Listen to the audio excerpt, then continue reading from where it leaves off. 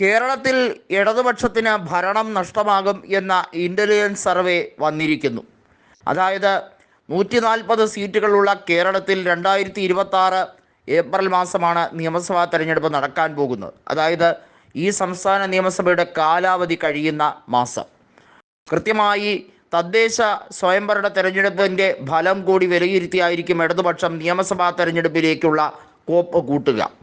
ലോക്സഭാ തെരഞ്ഞെടുപ്പിൻ്റെ പരാജയം അത്ര ഗൗരവമായി കാണേണ്ട കാര്യമില്ല എന്ന് ഇപ്പോഴും ആശ്വസിക്കുന്ന ഇടതുപക്ഷക്കാർക്ക് കാര്യമായ നേട്ടം തദ്ദേശ സ്വയംഭരണ തെരഞ്ഞെടുപ്പിലും കിട്ടിയില്ലെങ്കിൽ പിന്നെ നോക്കേ വേണ്ട എന്ന് കൃത്യമായി അറിയാം.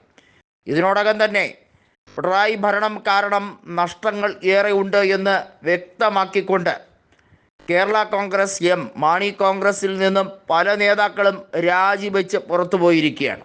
അവർ UDFിൻ്റെ ഭാഗമാകാൻ ജോസഫ് ഗ്രൂപ്പിലേക്ക് ചേക്കേറാൻ വേണ്ടി തീവ്രമായ ശ്രമം നടക്കുകയും ചെയ്യുന്നു. നമുക്കറിയാം, കോട്ടയം ലോക്സഭാ തെരഞ്ഞെടുപ്പ് വിധി ചാഴിക്കാടനേറ്റ ഏറ്റവും വലിയ ഒരു അടിയായി തന്നെ കണക്കാക്കാം. തോമസ് ചാഴിക്കാടൻ പരാജയപ്പെട്ടത് 86,500 വോട്ടുകൾക്കാണ്. ഫ്രാൻസിസ് ജോർജ് പോലും ഇത്രയും വലിയ ഭൂരിപക്ഷം പ്രതീക്ഷിച്ചില്ല. പരമാവധി 25,000, 30,000 അതൊക്കെയായിരുന്നു അദ്ദേഹത്തിൻ്റെ അവസാനവട്ട കണക്കൂട്ടൽ. എന്നാൽ സർവ്വതും ഞെട്ടിച്ചുകൊണ്ടുള്ള മുന്നേറ്റമാണ് ഫ്രാൻസിസ് ജോർജ് നടത്തിയത്.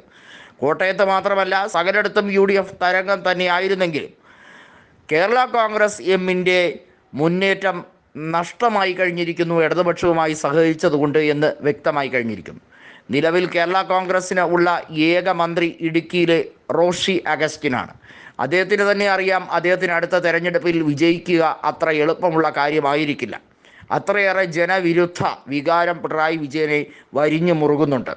അതിനാൽ തന്നെ അദ്ദേഹത്തിൻ്റെ മന്ത്രിസഭയിലെ മന്ത്രിമാർക്കെല്ലാം തന്നെ തോൽവി ഭീഷണി ശക്തമാണ്. അതിനകത്ത് എടുത്തു പറയേണ്ടത് ധനകാര്യ വകുപ്പും അതുപോലെ തന്നെ ആഭ്യന്തര വകുപ്പുമൊക്കെ അമ്പേ പരാജയമായിരിക്കുന്ന സാഹചര്യം, ആരോഗ്യവകുപ്പ് അതിശോചനീയമാകുന്ന അവസ്ഥ, അതുപോലെ തന്നെയാണ് ജലവകുപ്പും.